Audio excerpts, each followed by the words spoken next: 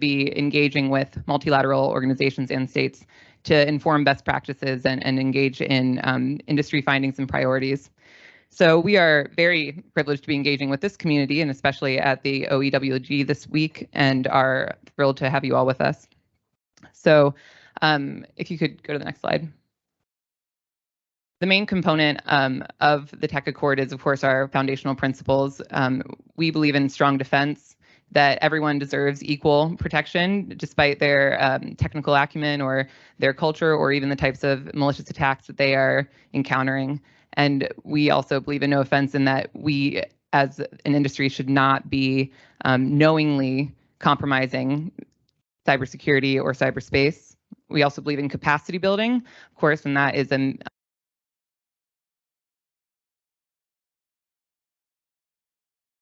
responsibility, of course, to work to improve the ability of all users to act securely and safely online.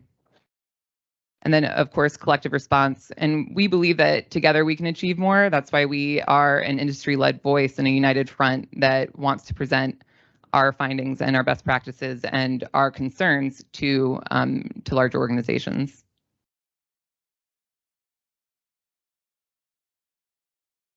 So just to have you all know, we will be launching a new quarterly newsletter, and it's going to be distributing our consolidated signatory threat intelligence materials to specifically cyber diplomats so that we can be informing these dialogues as they are happening. And we are just really focusing on supply chain security as a rising concern for our signatories. And that's what's brought us here today. So I look forward to joining this panel alongside Microsoft, and we will be turning over to Giacomo. Thank you, Anna, for the introduction. Good afternoon or good morning, good evening. I don't know where you're dialing in from online. I'm Giacomo Persipaoli. I'm the head of UNIDIR's Security and Technology Program, and it's really a pleasure to be here today. Thank you, Microsoft, for organizing this event on ensuring the integrity of the ICT supply chain and giving me the opportunity to moderate it. It's really a pleasure. So I'm not going to spend a lot of precious time giving my insight on the issue because I'm no expert, and we luckily have the expertise here with us. But I think it is important to understand that this is a critical moment to have this conversation around supply chain security. We hear the terminology becoming more and more commonly used by governments at the national level, at the international level. There is a norm on supply chain security. Businesses are, increasingly becoming vocal about this issue, but I don't know the extent to which people actually understand what they're talking about, particularly in the non-expert community. So I'm going to share with you what I understand that supply chain security is, and then give you the opportunity to correct me, or if I'm right, please say so. Because but the way I understand, ICT supply chain security is really, or what kind of threat is it? So it's a technique that attackers can use, and they are basically exploiting trusted relationships that exist between their intended victim and third-party vendors and suppliers, and they're using that trusted relationship to somewhat infiltrate the systems of their intended victim by not directly, because they might be more difficult, they might be, for whatever reason, instead of trying to infiltrate the systems directly, they compromise the systems of the trusted third-party vendor and deliver the malicious payload through that. It can be a piece of hardware, can be a camera, a USB stick, or it can be a software supply chain attack. It can be compromising an app or any kind of software that then pushes out, the malicious code. So this is what I understand, supply chain attacks to be. Now, the extent to which this threat is a game changer when it comes to cybersecurity, it's still kind of something I would like to understand more. So luckily, I'm joined in the panel by three experts. We've heard already from Anna, but we'll come back to her. And then there is John Herring, the Senior Government Affairs Manager at Microsoft, and here on my right Alexandra Paulus, who's Project Director for International Cybersecurity Policy at SNV, which is a German think tank. So I will give you the chance to maybe say a few words about yourself when I give you the floor for the first time, if you want to elaborate a little bit on what kind of perspective you bring to this discussion. But I would really like to start with you, Alexandra, if you don't mind, and really try to understand from your perspective, how is an ICT supply chain attack different from other types of cyber attacks methods that we've seen? What makes them, what sets them apart? What makes them especially concerning? Should they be considered more concerning than other types? So over to you. Thank you so much, Giacomo, and thank you very much to Cyber Tech Accord and Microsoft for hosting us and inviting me. So again, just to contextualize, I bring in a think tank perspective. We're based in Berlin. We work on tech policy issues, and so we try to produce applied research on these issues, supply chain security being one of them. And so to answer your question, or maybe to pick up on that excellent definition that you shared with us, the first thing I would say is that mostly I've concentrated on the issue of software supply chain security, which I think is qualitatively quite different from hardware issues. So limiting my my remarks to the software supply chain security issues. I think here we have a couple of qualitative differences that distinguish software from other products, and which makes it so vulnerable to supply chain attacks. The first of these is that just like other products, software, of course, has ingredients. But unlike other products, we usually do not have an ingredients list that tells us where these individual components come from. There are efforts to change that under the title of Software Bill of Materials, and I'm sure we discuss more of this later during the session. But so as of now, if I, as a consumer, want to use or install a piece of software, I will usually not know what's in it and where these different components come from. So this is the first qualitative difference. The second qualitative difference then is that some of these components are not produced by companies who sell them to other companies, but rather by the open source community, which is something very specific, of course, to the software environment, and which means that because of the way that the open source community works, it is then often sometimes not entirely clear who are the people behind the development, the maintainers and the developers of these certain open source components. And often central, or we can see some components that are at central parts of large parts of the software ecosystem. The Log4j, Log4 shell incident that was discovered in 2021, but actually was probably with us since 2013, is one such example of a library, a logging library that was simply used all over the place. And suddenly when a vulnerability was discovered, we had huge problems in all kinds of software that were using this one library. And then, of course, like you said, it's the fact that software is dynamic. It is constantly being updated. And this leads to, enlarges the attack surface, so to speak, because this update project, like you said, a process can be hijacked. Certificate code signing authorities can also be hijacked. And so all these different parts, this huge project of how software is built, is ripe with vulnerabilities that can be attacked. And so just coming back to your question, so what is then the difference between supply chain attacks and maybe other cyber operations that we've gotten used to be worried about over the last few years, is mainly one of scale, in my opinion. So for example, again, just to illustrate this with a concrete case, when we look at the SolarWinds case, where the SolarWinds Orion software, its update process was hijacked, suddenly the perpetrators behind this operation had access to very many, for example, federal entities here in the United States, simply because the software was being used by so many of them. And so this scale is something that I would say differs, distinguishes software supply chain attacks from other kinds of operations. Thank you for this initial answer. And I'll come back on a couple of points that you mentioned later on. And before, John, I come to you, I just wanted to announce that there will be time for all of you, whether you're here in the room or following us online, to make comments and ask questions. Just a request for colleagues following us online, please do type your questions in the chat. and then Eduardo, one of the off-screen voices we've heard at the beginning of the meeting, will make sure to transfer those here in the room. John, I'm now coming to you, and I understand that one of the question we often hear in relation to supply chain security is whose responsibility is it to secure the supply chain.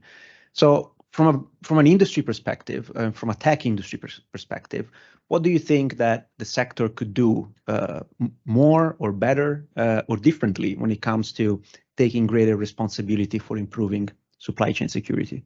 Yeah, thanks so much, Giacomo. And just a quick welcome again to everybody for being here. I probably should have spoken first as the Microsoft representative, as you're in our Microsoft offices here in New York, and it's really a pleasure to be hosting this important discussion. Welcome also to everybody who's dialing in online, and with apologies as we navigate this new world of hybrid meetings, but it really is, I think, important to be able to include folks in the room and around the world. It's nice to be able to have you in this space, and I think is a testament to the importance of having multi-stakeholder inclusion at the OEWG. It's not just to have those 3-minute interventions at the end of a long day of negotiations, but to also be able to pull folks aside, to be able to have more deep dive focused conversations in spaces where we can come together. So thank you all so much for being here and for spending your lunch hour with us. Getting to begin with, I thought it was a great opening. What is a supply chain attack? And I think you hit the nail pretty well on the head in terms of at a high level what that is. And I'm not going to try and duplicate what Alexandra said to make that even more specific and relevant. I think, what people frequently don't seem to wrap their head around about supply chain itself and the attacks that are associated is just the scale. And the nuances to it. And so there's this graphic here that we have, which looks quite lovely, but I think does a terrible job communicating what the ICT supply chain is. Because I think when most of us think of supply chain and supply chain challenges, yeah, it's a box going onto a boat or going onto a truck and then heading off somewhere. And you can easily imagine how that could be corrupted and cause a problem. And yes, that would be an example of a supply chain attack. But the truth is that for ICT products and services, there are just thousands of different components and elements that go into each of them that travel from every different market around the world to make all of our phones and computers and IoT devices, this ever-growing landscape, function. At every stage, there can be introduced vulnerabilities. I think the clearest example of this perhaps is the SolarWinds attack that we all sort of woke up to last year, which we may not think of right away as being a supply chain attack, but that was an attack that corrupted a software update for a whole product. And anyone who was using that product all of a sudden had this vulnerability introduced. That's poisoning the well for everybody. That's a supply chain attack. In terms of what businesses can do, what industry can do, a lot is the short answer. And I know we're here today to talk more about nation state commitments and in the context of the norm and the OEWG, what can governments be doing? What should they be committed to? But industry can do a lot here. And it starts with transparency. We were supposed to have Mandiant join us, who unfortunately was travel delayed, but it's a shame because they have such a powerful story to tell here as it relates to transparency in the wake of the SolarWinds attack, when they were quick to come out with, first of all, discovering the attack itself and then making public everything they knew about it, and then working together with industry partners, including Microsoft, to triage in response. That kind of transparency, getting comfortable with having those conversations, is one really important way that the industry can take greater responsibility here. We can also promote both within our own organizations and also within policy communities, and then also across the industry, internationally recognized best practices and standards as it relates to supply chain security. I would call out provisions of the NIST cybersecurity framework as well as ISO efforts in this space, but those are ways in which we can harmonize approaches and promote best practices. And that needs to be something we're doing not just within our own individual companies, but something I'll harp on a lot is how interconnected this all is. And so it's not just about one company doing something for themselves, but about all the downstream ways we can promote that as well. So talking to all of our vendors and socializing, promoting those same best practices so that it exists throughout our supply chains is really important.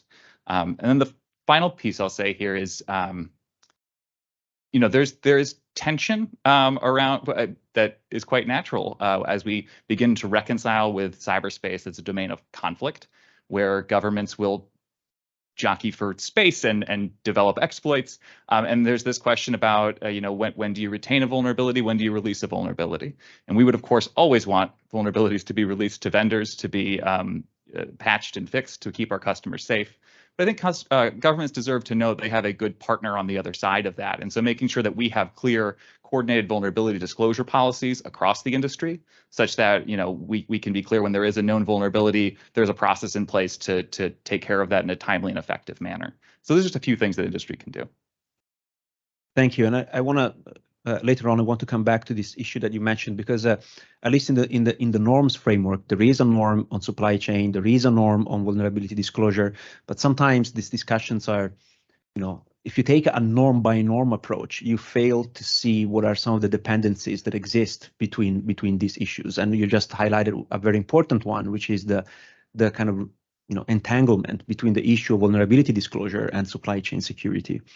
But I'd like to come back to you, Anna, now, and you kind of mentioned this in your opening about how supply chain security is also an important aspect or priority for the Cyber Tech Accord, and representing over 150 different technology companies from all around the world is a great responsibility, but is also a great opportunity to influence this field. So, what makes kind of international expectations around kind of supply chain security a top priority from a Cyber Tech Accord perspective? Sure. So, I mean, as John was saying, cybersecurity is a domain of conflict, and it really comes down to that. I mean, our signatories are worried about irresponsible activity that jeopardizes innocent people. And cyberspace being a domain of conflict means that we need to be clear about what kind of state activity is acceptable and what kind of state activity is not acceptable.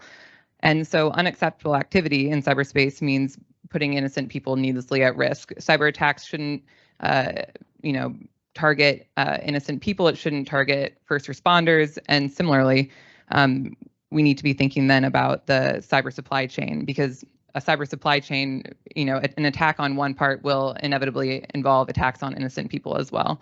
And so, if we're not going to target innocent people, we can't just be trying to imagine it as a limited attack. There will be collateral as a result. Thank you. And before we get to the follow-ups, and again, I invite all of you in the room or in the virtual meeting to think about questions for our speakers. I have one last question to all of you, which is really, this event is taking place during the intersessional meetings of the OEWG. There is an international community that is here to discuss these issues, right? So what from your perspective, what more could be done at the international level? We said there is a norm, great. Are other norms that should be encouraged in this space, or what kind of insight can you provide in how the norm that is already there could be implemented, if you want? What other things could we think of when it comes to the international response, taking advantage of the great audience that we have today? Yeah, happy to jump in there. So I think, first of all, it's helpful to maybe take a look at the norm we're talking about. Because I think this really illustrates the core of the problem, in my opinion. So the 2015 GGE norm that we're referencing here says that states should take reasonable steps to ensure the integrity of the supply chain so that end users can have confidence in the security of ICT products. But so this norm is entirely unclear. It is entirely unclear what reasonable steps are and what exactly states should do now. And I think this really stands at the core of the problem here. So I really think that this is one of the particularly unclear norms, but it speaks to the broader observation that we need to be thinking more about norms implementation, and we need to be more, or norms guidance. And I think this is something that could really drive the conversation forward. So the efforts spearheaded by a couple of states of really putting on the table concrete suggestions of, look, these are the things, the policies, but not even only regulatory policies or, best practice sharing. These are the initiatives that we are currently doing in line with this norm to fill it with life. And I think, so this is particularly challenging when we talk about supply chain security, because as I think, as all of the panelists have pointed out, it's a huge challenge, and it is one that will not be solved by one or two policy interventions. It is actually a really hard problem that will need a very balanced and complex policy answer to make a meaningful contribution. But that, in my opinion, means that it's even more important to put concrete guidance on the table that hey, governments, this is something that you can do, concrete actions regarding different policy instruments at your disposal, whether they be regulatory or regarding public procurement, as we've seen the executive order here in the United States, or regarding maybe starting with critical components or critical products, as the EU has opted for with the Cyber Resilience Act, if it comes to pass in its draft shape. And to really move this conversation forward. So this is why I think really coming to more detail and putting more flesh on the bones through norms implementation or guidance would be really helpful here. Thank you. John, before I give you the floor, I see in the room, at least in the physical room, many representatives of governments, and I'm not going to call out on anyone, but if you want to start, thinking about perhaps sharing with the room, what is your perspective on what can you do to implement this norm? What are you already doing to implement this norm? I think would be very useful to hear also the perspective from a government. But please, John, over to you. You took the words out of my mouth. It's odd. It's a privilege to be speaking to all of you, but also recognizing how much expertise there is in the room, knowing that words in these documents are picked very carefully. And so if someone wants to at some point, please take the mic or just stand up and let us know what ensuring the integrity of the ICT supply chain is intended to mean. If we're not hitting the mark there, I think is very, very welcome. I echo everything Alexandra just said. I think there is a lot of nebulousness to that norm. As a big believer in the potential impact and the real impact of cybersecurity norms that states do seem to be trying to uphold themselves to, even though they're by no means, I think, universally honored. There's just a ton of ambiguity here, which is somewhat, interesting because it's also one of the only norms with such a specific element to it. There is calling out the ICT supply chain. It's calling out something that is quite unique to this domain, but then it is quite vague in terms of what it means to ensure the integrity. And so from an international level, I think building what you just said, what does it mean to be doing that would be a great place for the conversation to go at the OEWG. Some of that was done at the last group of governmental experts, the GGE, back in 2021 in the final report. I looked at it before this meeting. There's some good, meaningful implementation guidance there, starting to flesh out what would it mean to be ensuring the integrity of the ICT supply chain.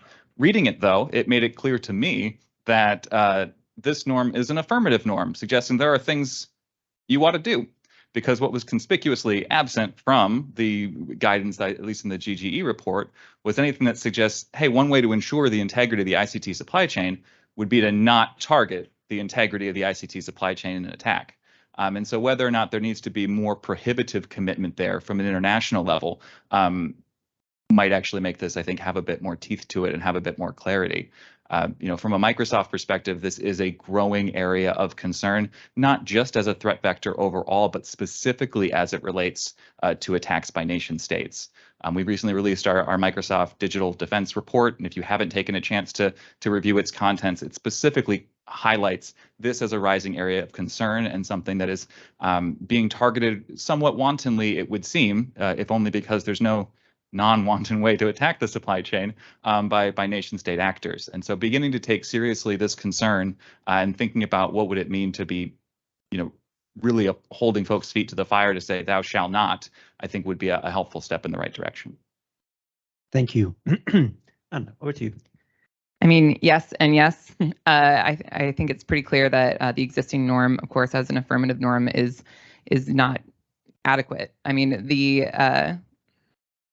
an effective policy solution, of course, requires clear definitions. We don't have a clear definition of the ICT supply chain within UN processes, and if we are going to actually prevent an escalation and prevent attacks, we need to be clear about what states shouldn't be doing in the first place. And as of now, it's not working. These issues keep on coming up. So. All right, I'm just looking in the room to see if there is anyone who would like jump in at this stage. Or please, Eduardo, do let me know if there is anyone online who wants who has written a question. We're very happy to pass it along to the panel here. Please, can we just pass microphone? I guess I'm just gonna. They should be able to hear you, actually. Okay, please. The Center. We're in Washington, D.C. and around the world with non-resident fellows. A lot of the projects I've worked on, we work with industry to incentivize them to do a lot of the work, right? Mm-hmm. And in this case, thinking about what you said early on about breaking it down, hardware, software, there's also OT, IT/OT. And at least in the OT space, there's government efforts, product certifications that are going to be recognized between Singapore and I don't know what the EU is doing, so that with these product certifications, the consumer can actually make the choice about, I'm going to go with something more secure because I don't pay the money for it. So I wondered what was going on in that space for hardware or software, and also in terms of liability, because I was at a meeting with Symantec in Vienna, and we were talking about how you break into and he holds up a box, and on it says, "This is not for nuclear power plants." On a Microsoft, or one of those things that we all use. So how do we change the? So it's not just the states ensuring it, but it's allowing all of community response, both the companies themselves and using it, like managed service providers. So can you talk more broadly about what's going on along these three different lines? I'm happy to jump in there. I think you touched on a number of really important things in the discussion, and without getting too, granular here, and again, wanting to ground the conversation in the context of the UN dialogues that are happening now. You're right to highlight that there are, again, many different ways to sort of cut up this challenge across different types of technologies. As it relates to reciprocity between different spaces, that's critically important, and I think we want to highlight the importance of harmonization of any regulatory policies and practices, just because, again, you're talking about supply chains that cross the globe that are thousands of different components in any particular device that are contributing to that. The degree to which you have a fragmented environment in which companies are operating when they're trying to assemble their products and services, you have just complicated the challenge of ensuring that supply chain quite a bit, which is why we consistently point back to international standards and saying, hey, if you're going to be pursuing a regulatory approach here, let's make sure it's aligned both with best practices and also reflective of the way in which they're being recognized across markets. I think you brought up Singapore as having a reciprocity example. They've recently had their IoT security labeling scheme, which specifically targets consumers. And granted, that's just one part of one market, but their labeling scheme is intended to have reciprocity with Finland, which is a pretty innovative approach to have when it comes to designing a labeling scheme that isn't going to be prohibitive or make it overly onerous to meet those standards and expectations, and also help consumers in that case. But you could imagine something similar for all other communities, be able to start speaking the same language as it relates to securing products and services. Oh, and the last thing I would say there is you touched a bit on different use cases for different products and services. And I think this is also a critical piece of responsible policymaking, is considering use cases and then approaching policymaking with a risk-based approach. There are scenarios in which you want to ensure you have certain security standards in place, which will be different across different spaces. And so considering a risk-based approach in policymaking is also critically important. Thank you. We have another question, please. Thank you very much. The topic is quite important, very timely, and I'm glad that you touched upon the SolarWinds incident.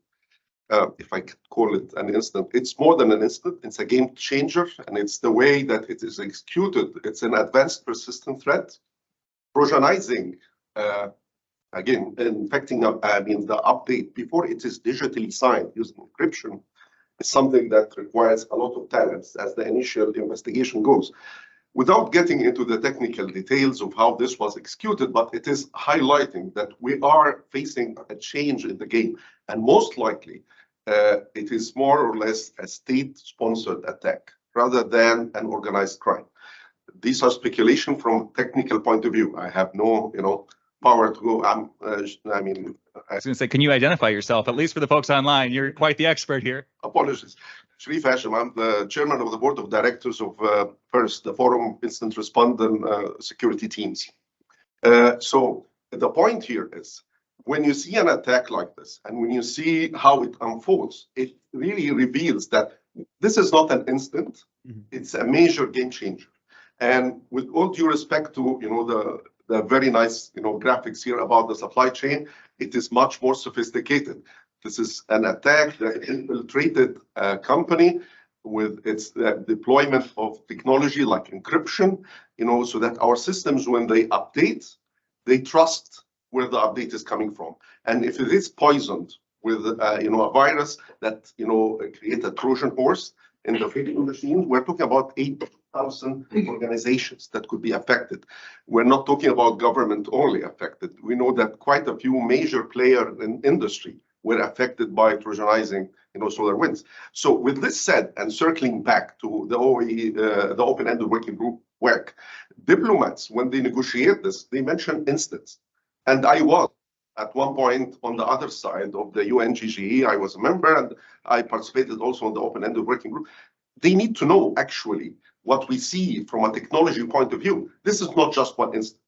It is infiltration, it is violation, and some states believe that, well, we'll use local, from our country, products. SolarWinds is American-based company. So that's, this infiltration can happen. So this illusion that if I use software produced in my country, I'll be protected, this is something that SolarWinds changed. So with this said, I'd like to hear from the experts on the panel, their views, how to move forward in terms of education, awareness of the general public, of the technical people, of the incident responders in different places of the world, as well as policymakers, to understand really the significant impact of such an attack on our security. Orion is meant to be supporting organization, monitor the networks, defending against attacks. And if it is attacked, then that's what you're bringing in as a line of defense is actually a line of attack. Would like to have a first go? Anyone in the panel would like to have a first go? As what can we do to increase education, awareness, across the communities of this new threat? Sure, I can take a stab. I mean, of course, thank you so much for the comment. You are, of course, referencing one of the incidents that was really very highly technically skilled. And so I think preventing such an incident, just like preventing any very highly skilled cyber operation, is a very big challenge. However, I do think that there are many things we can do, or that policymakers can do, that would raise the bar and make it a lot less likely to maybe see supply chain attacks as we see them in their current pervasiveness.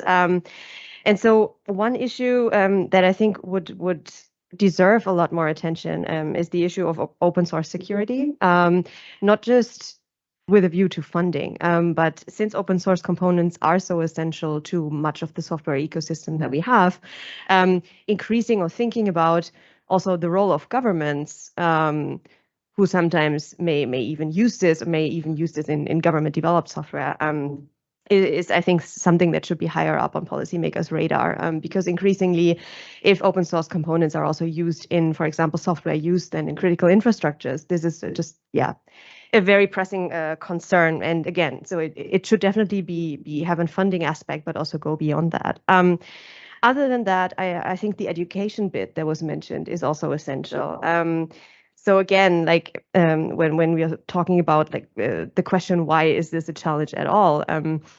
It is, of course, we can talk about the extent to which maybe the market incentivizes building security, baking security in from the start or not. And I think relatedly, we can also think about to what extent security plays a huge role in the way we educate software developers right now.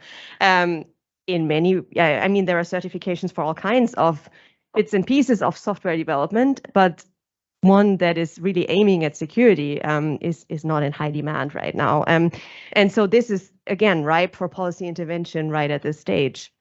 And then the final point I would say is also the development of international standards. So this goes a bit in the direction of the previous comment as well. So thinking about maybe where the international community can come in or where diplomats can come in, and where there's really room for international cooperation or coordination at least, is thinking about where can we come together and develop, for example, standards. Again, in the case of software supply chain security, software bill of material, this really building this ingredients list of what is in my software and where is it coming from, is something that is now gaining traction in different jurisdictions. However, we have different and rivaling data formats for that. And so, I mean, software bill of material is a great idea. 7 different data formats for software bill of materials across the globe is not a great idea, because the ingredients list is just the first step. The question is then, what do you do with it? Do you want to analyze that list for known vulnerabilities? And so that job is made a lot harder if that ingredient list comes in 7 different formats, depending on where your software is coming from. So again, this is something where there is, in my view, a big role for international cooperation and coordination, and hence also for diplomats.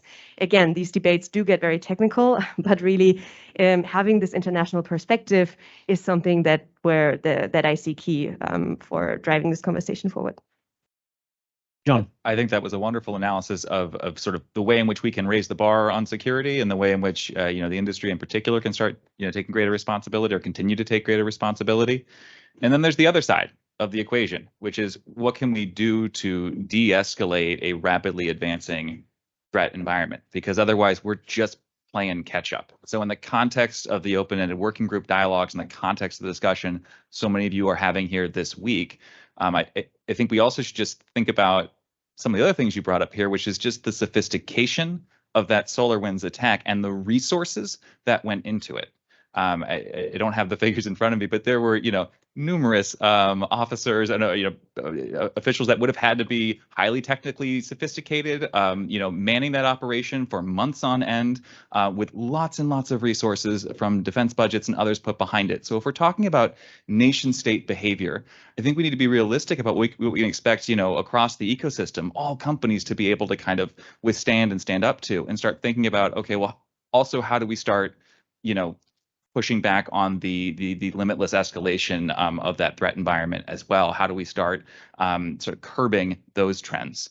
And those are, indeed concerning trends. As I was sort of saying at the outset, the supply chain attacks are now one of the predominant, if not the predominant, 22% of all nation state observed attacks by Microsoft across our services, trillions of signals a day across sectors. 22% focused on IT companies now.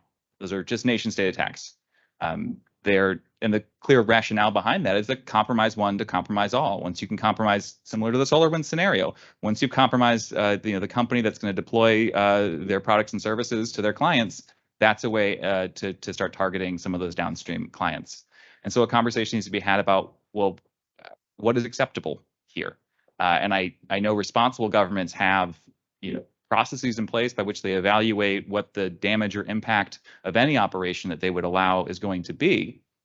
But in the case of the SolarWinds attack, as my friend from First was saying, 18,000 companies were impacted by that potentially. And it's not just now that they're potentially at risk, they also are on the hook to fix that.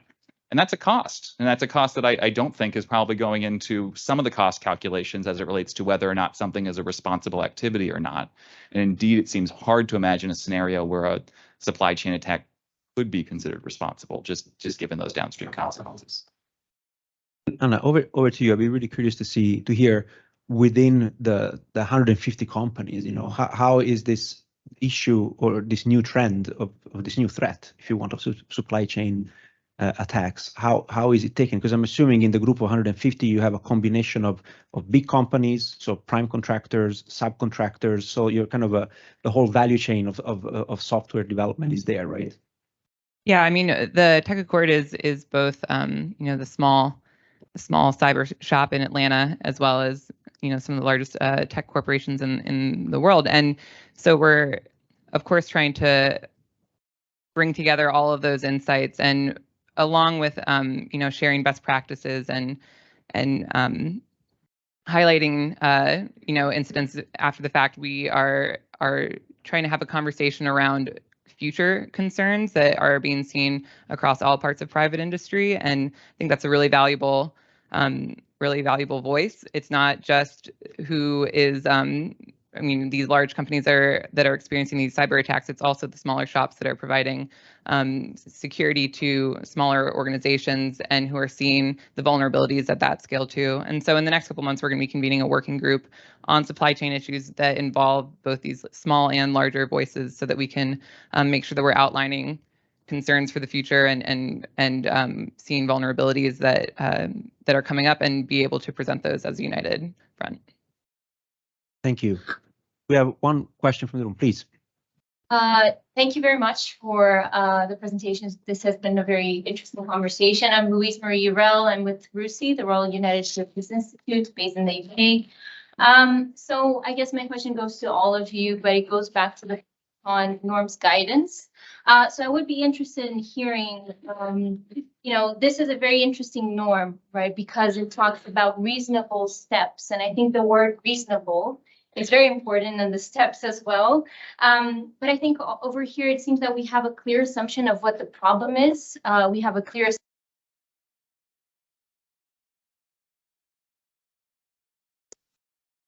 I'm afraid the room has gone mute. Apologies.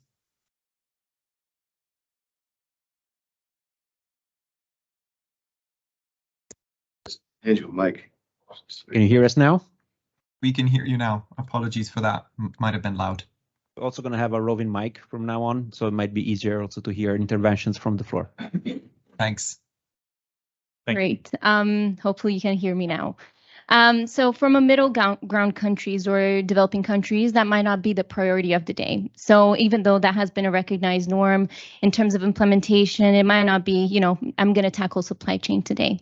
So thinking about responsibility as this, let's say, transversal element to what we're discussing here at the OEWG, I would be interested in hearing how can we tackle this reasonable steps, taking into consideration capacities, right? What would make sense, and what could governments consider in terms of guidance, like in potentially fleshing out what would be in varying levels of capacities, how could member states really implement this norm irrespectively of where they're sitting in terms of the conversation, but making sure that responsibility does come across as this transversal element. So it would be nice to hear your thoughts around that. Any taker on this? I'm happy to hop in. Yeah, so I think you need to meet the moment where it is, and I think you shone a great light on it, which is that there are countries that have just widely differing capacities at this particular point, and that will need to be an important part of the conversations here in New York moving forward, in terms of how do you not just amass the necessary resources to support capacity building, but how do you support effective capacity building that is responding to the needs of the states that you're engaging with.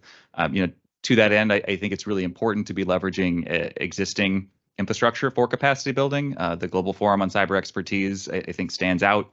Microsoft's a big proponent of the group, full disclosure there, as an organization that does serve a important coordinating function as it relates to capacity building all up, and will need to be part of this conversation.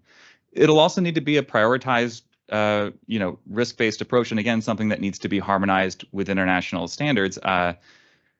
One example actually here from recently from an adjacent space, and one of the really nice things about being in the Cybersecurity Tech Accord is you get to work with a bunch of companies on shared priorities and challenges. And so one of our sort of more forward-leaning working groups, or at least one of our most productive ones within the group that Microsoft's a part of, is our IoT security working group, focusing on consumer IoT devices. And there's really good standards and guidance out there for what needs to be priorities for manufacturers, for vendors, to improve security of consumer-facing devices. I think the ETSI standard 303645 has 11 or 13 really helpful standards included in there, or provisions in that standard. And to be fair, though, if we could just get those top three, if we could just do the stuff that is easiest first, that is going to be the lowest hanging fruit, In that case, it's, don't have universal default passwords, have a coordinated vulnerability disclosure policy, things like that are going to be those low-hanging fruits. And if we can identify those for other spaces as well and make those a priority of a capacity building agenda, that seems to be the smart way forward. And maybe just to jump in on there, I think when we're thinking about capacities, of course, I mean, here we're at the UN, so we're thinking about different capacities among states, but also we can think about different capacities among organizations within the same jurisdiction. So, for example, when we're thinking about small, medium companies who may well play a very key role within the software supply chain, at the same time, they may face a lot more hurdles when getting started on this. And I think, again, now echoing a lot of what John has said, I think when it comes to just spreading the word and providing guidances about how you can get started as an organization or in this space of supply chain security, I think this is really where international coordination cooperation can come in, because these guidances, honestly, not every state needs to reinvent the wheel. The topics will repeat themselves, and it does make a lot of sense to share the collective brain power and come together and think about, so look,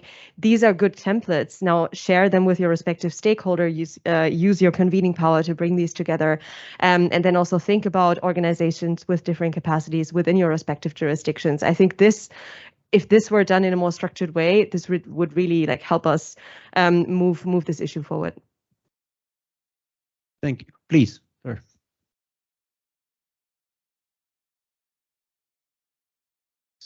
We also have a couple of questions online, Giacomo, just flagging. So maybe we can move on to those later.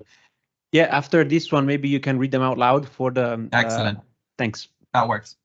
Sort of playing devil's advocate, but isn't it time perhaps for this OEWG to focus a bit more on this subject?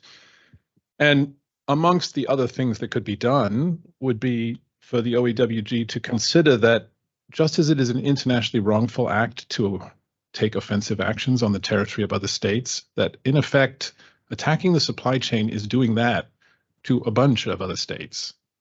And the states should not just take reasonable acts, they should not do this and should be very straightforward about it.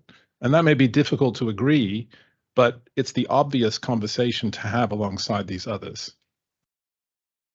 Thank you. Maybe Eduardo, we can also read the ones online, and then we answer them all.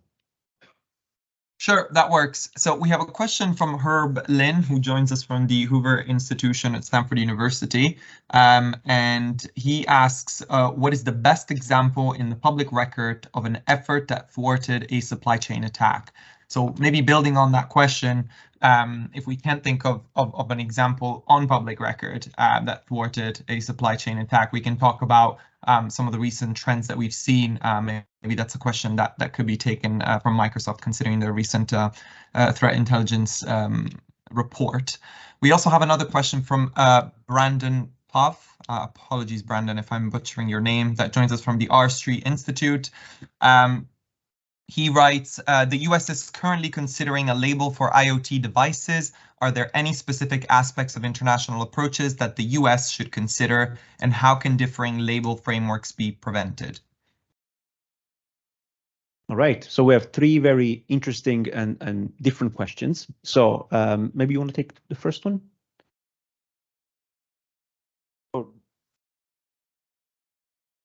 I mean, I would advocate for sort of separating the issues here. I do think that it makes sense that the current norm is set up as an affirmative norm and thinks about maybe even, I mean, it could also be seen as due diligence obligations by states to take, again, reasonable steps along these regards.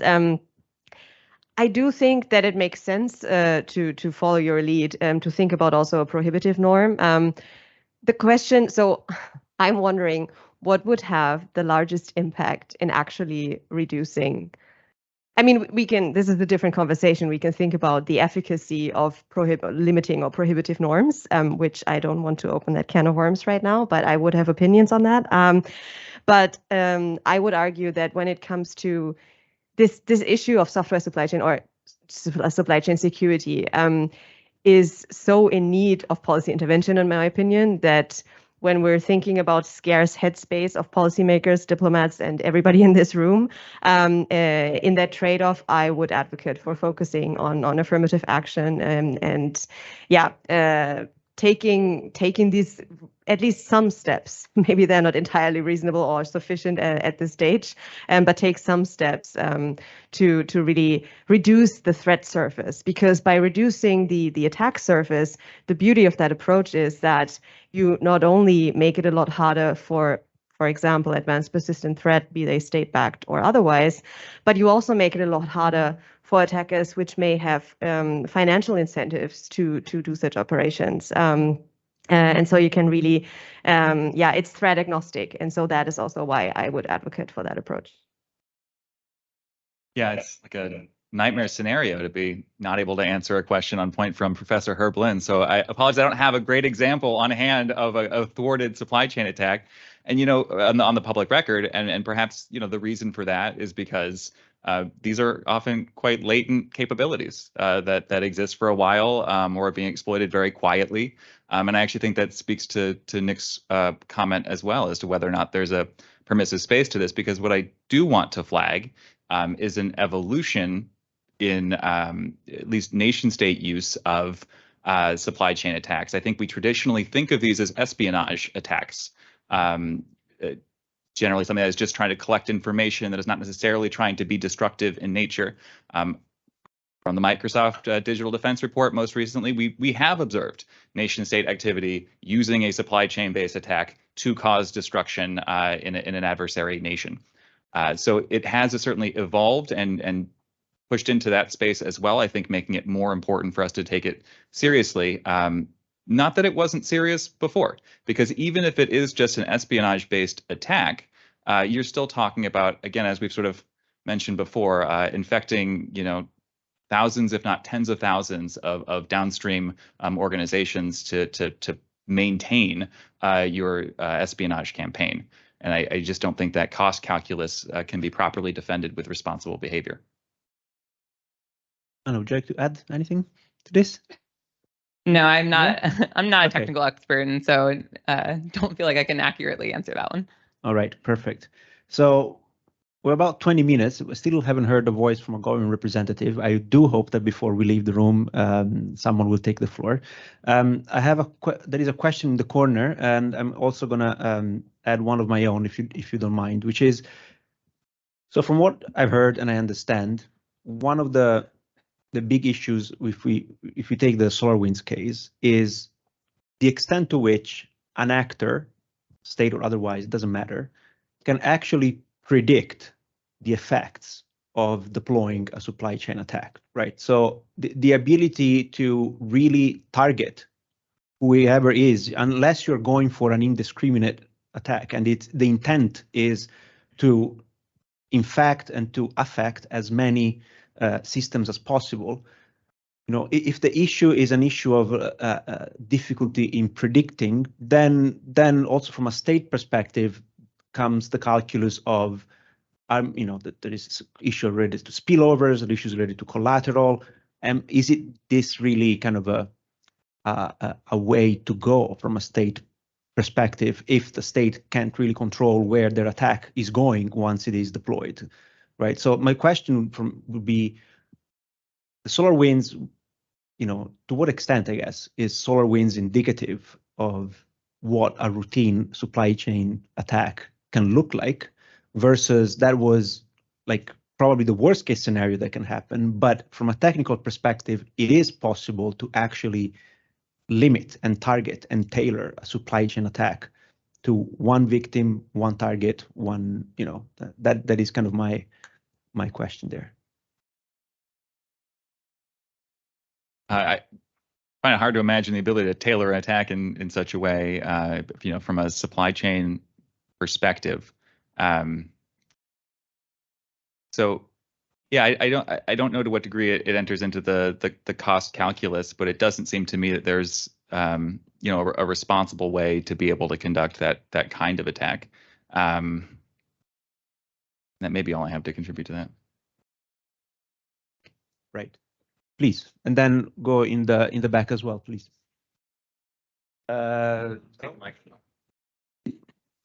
so the gods of the internet can hear us as well. Good afternoon, and many thanks for making this very technical subject very accessible and very pleasant to listen to, although truly scary. I was thinking about the information hazards, especially in the context of coordinated vulnerability disclosure, and talking about legislative frameworks. I was wondering if the NYS directive, the second NYS directive, that being the Directive of Security of Network and Information System, European Union piece of legislation. I was wondering if, in your opinion, it strikes the right balance between the need for swift reporting, which is key in this case, and the need to investigate more and have time to investigate those vulnerabilities. And so I was wondering, what are your thoughts on that?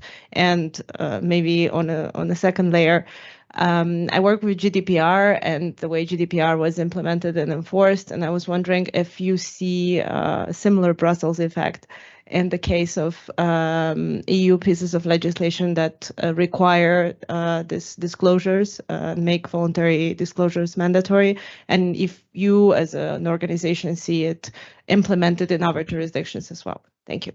Could you please introduce yourself? Sorry. That from the EU delegation. Thanks. Can we just take two more questions? One of the gentlemen in the corner, and then here on my left, and then we tackle all of them. So yeah, I'm Vante Weber. I'm a research fellow with the German Council on Foreign Relations, a think tank in Berlin. And so my question was similar to Giacomo's, on tailored supply chain attacks, right? When does it stop being acceptable? I mean, you can do supply chain attacks by exporting certain goods from your territory, and you just, intercept certain equipment and then interfere with it, and that would be a targeted supply chain attack. So kind of where does it stop being acceptable? And then the second question would be, what can companies, but also governments kind of do to go beyond third-party vetting third parties? Because as a company, you have certain suppliers, but then those companies have, again, suppliers, right? So kind of fourth-party supply chain security. How do you do that? Or are there any good approaches, best practices that you have found? Thank you.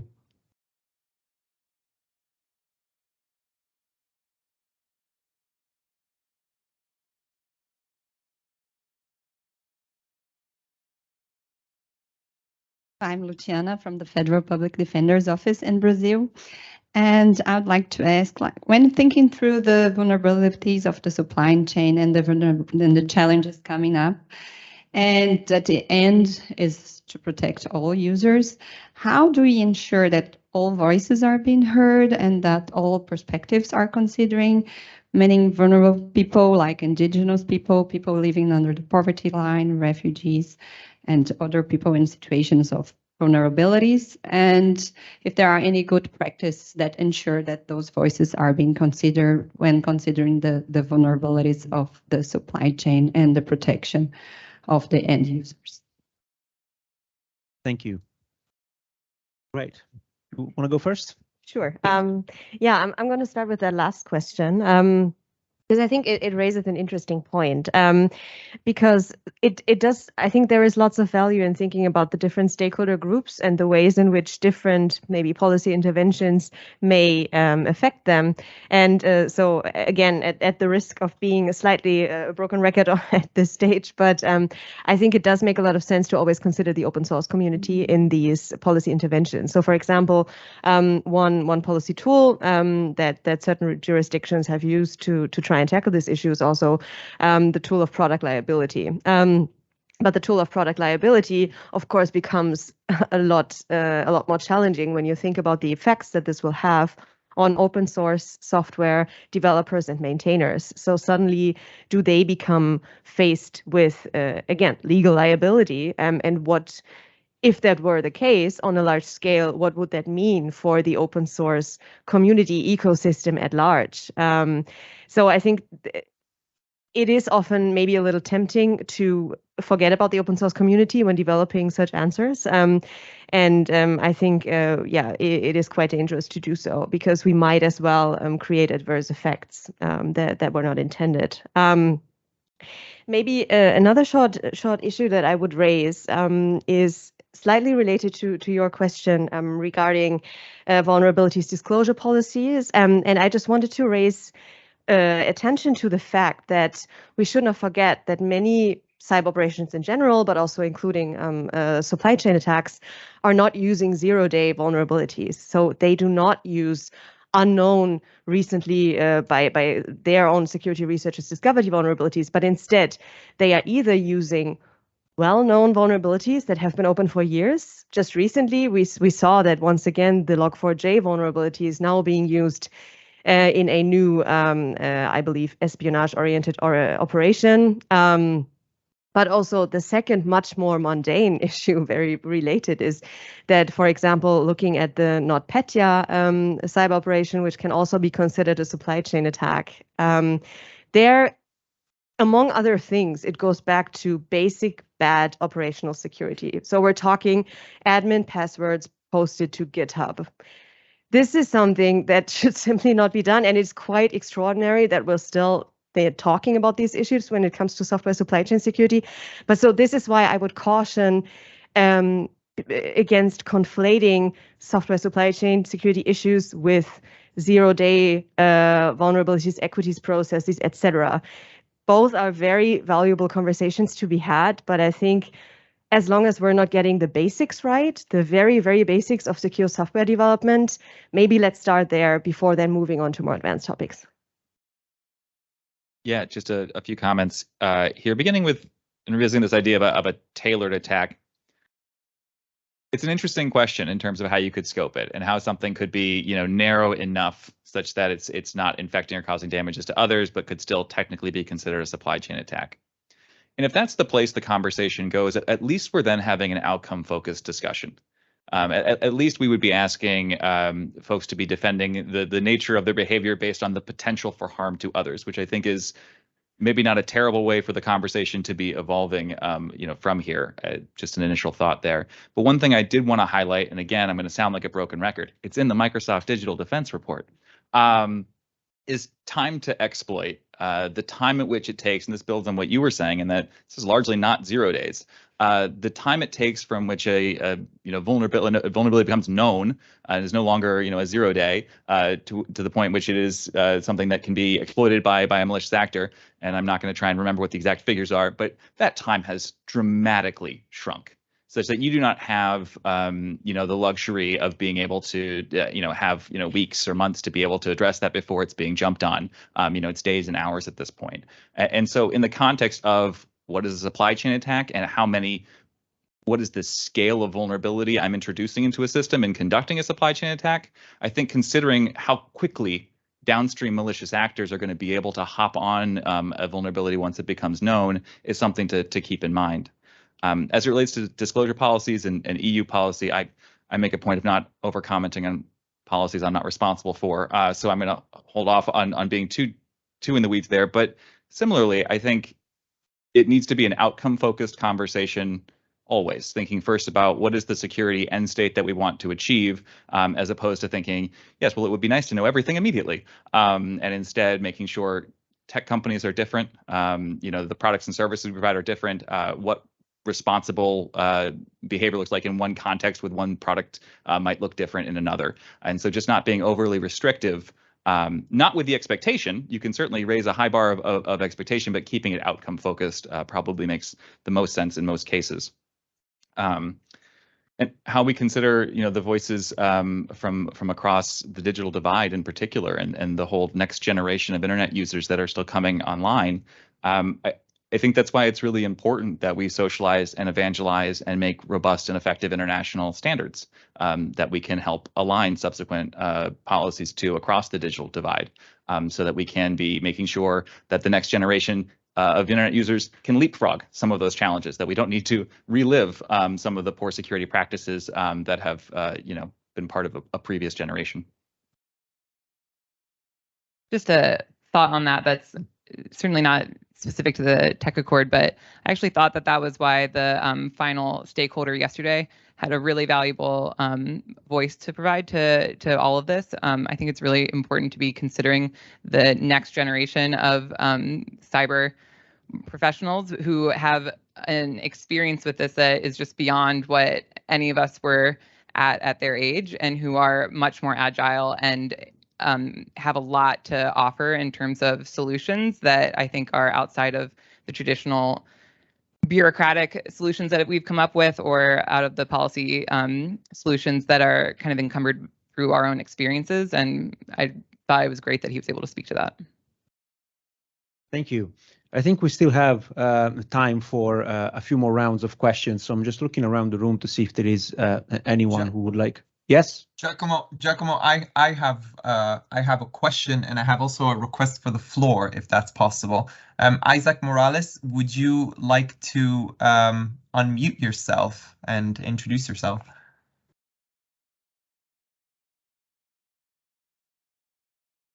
Yes, thank you very much. Can you hear me? Yes, loud and clear. Oh, thank you. It's great to see you all. It's great to be part of this conversation, even virtually. Thank you for all this. My name is Isaac Morales. I am Coordinator General for Multidimensional Security in the Ministry of Foreign Affairs of Mexico. I'm following all these conversations, cyber conversations. It is clear after hearing you that we haven't addressed sufficiently integrity of supply chain issues in detail in the open-ended working group. Both because it is sensitive or controversial issue, but at the same time because lack of specialized knowledge of the representatives attending the open-ended working group. So my concrete question is there any other fora, international multilateral fora, where these protection of supply chain issues have been discussed and are advancing, and where we can, from the open-ended working group, look at? Thank you. Thank you, Isaac. And then Eduardo, you said you had another question in the chat. I do. I have a question from a PhD student in cyber diplomacy from France, Amel Atafta. She's asking whether, regarding the implementation or observation of norms and principles, whether a proactive mindset needs to be applied in the context of cyber diplomacy, and specifically considering the rapidly evolving, sophisticated, and dangerous cyber operations. Thank you. So again, two very interesting questions and comments. Who would like to go first? I can go first regarding the first question. So about this forum, I think this is an excellent question. This is something that I've been thinking a lot about, because the question is, of course, where could such international coordination and cooperation start? And one starting point that I found quite helpful was the OECD work on this in this space. So they have actually done a lot of what, maybe here on this panel, a couple of us have suggested, which is gathering best practices and gathering concrete policy examples of what tackling the supply chain challenge can look like. They have a beautiful report on the security of digital products, which really gathers from different policy background and jurisdictions, concrete examples of what policymakers can do. It's very, very detailed. I believe it has 200 plus pages, so it goes in a lot of detail and does go in very different directions. But I think the beauty of that report is that there is probably something in there for everyone, in the sense of something that can fit in with the broader policy context of many jurisdictions. And then thinking about also the issue of capacity building that has come up a couple of times now. Something that came to mind is that it would also be really interesting to have a discussion on this topic at the GFCE as a forum that takes, of course, cyber capacity building and different capacities of states as a starting point. So I think those two would be my go-to recommendations. Yeah, I think the idea of finding counterpoints for this discussion and dialogues outside the UN is really well taken, and it would be really interesting to see what other, not just intergovernmental, but also multi-stakeholder agreements that already exist, or the next round of them, because they do seem to be increasingly common, and I think encouragingly so, can do to add to this conversation. I think we all know the OEWG dialogues, the GGE dialogues, across the street there take a long time and are hard fought and hard won, and it's difficult to come to agreement and consensus. To the degree to which smaller coalitions, multi-stakeholder coalitions, can come up with affirmative commitments here or prohibitive commitments here that help to further flesh out what ensuring the integrity of the ICT supply chain means and looks like, what responsible state behavior looks like, I think would be helpful. Obviously there's the Paris call for trust and security in cyberspace, and a community of supporters that include industry and governments and civil society that I think would be well poised under the principles they have existing to explore this particular norm. The United States came out with their Declaration for the Future of the Internet, which was an intergovernmental commitment earlier this year, but also kind of highlights that we don't need to make these commitments to what is responsible behavior just in the context of the OEWG, and that we can be bold in other spaces to help lead the way and hopefully then influence a broader multilateral conversation. Thank you. Anna, do you have anything you'd like to add on this? I mean, of course, I will once again plug that the Tech Accord is, an industry-led group, and we want to be participating in as many multi-stakeholder dialogues as possible, and so this is obviously a huge priority for us. And of course, it's not just for the purpose of discussing best practices on our monthly call within ourselves. We want to be able to participate in these other multi-stakeholder groups and in these conversations and events, because that is inevitably what ends up, channeling back to these larger conversations that are happening across the street. Thank you.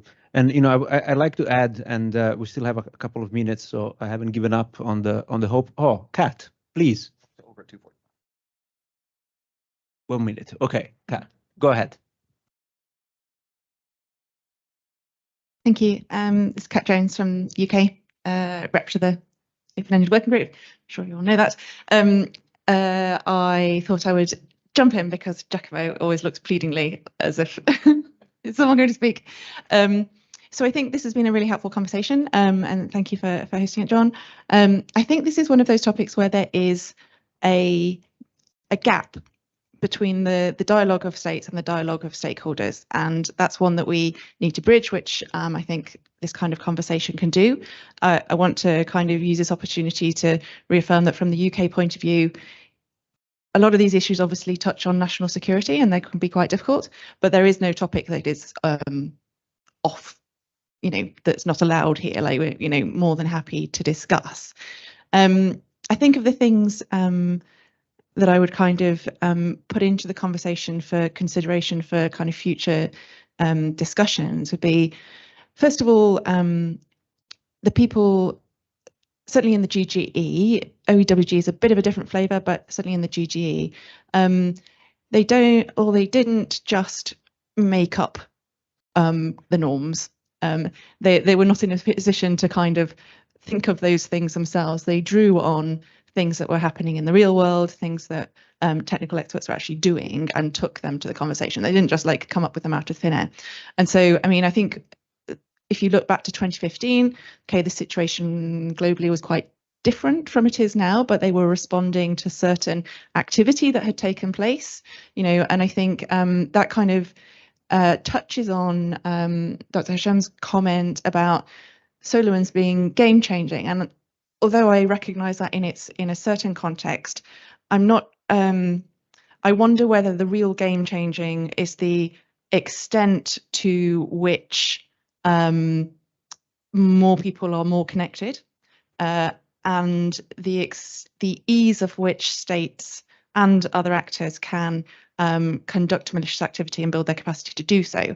I don't think the actual conduct of the incident or incidents was actually the game changer in itself. I think it's some of the factors around that. And I think if you think of it in that way, because 2015 they were already responding to these kind of incidents, so it's it's not new in that way. What is the difference in the factor? And I think there are some factors there that we might be able to pick out that could lead to productive conversations.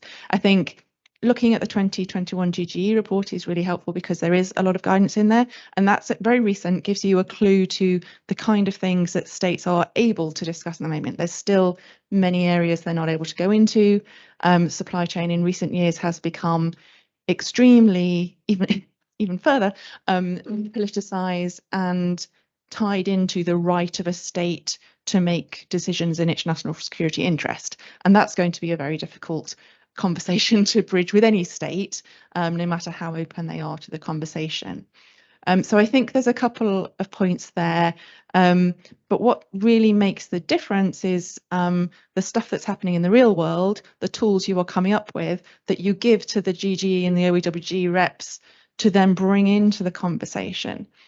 So I think the question for some, like for this kind of discussion, is where we want to aim. And I hear people talk about kind of prohibitive norms and so on, and that's a very high bar, right? And it's good to have ambition, and you know, everybody deserves to have their own ambition.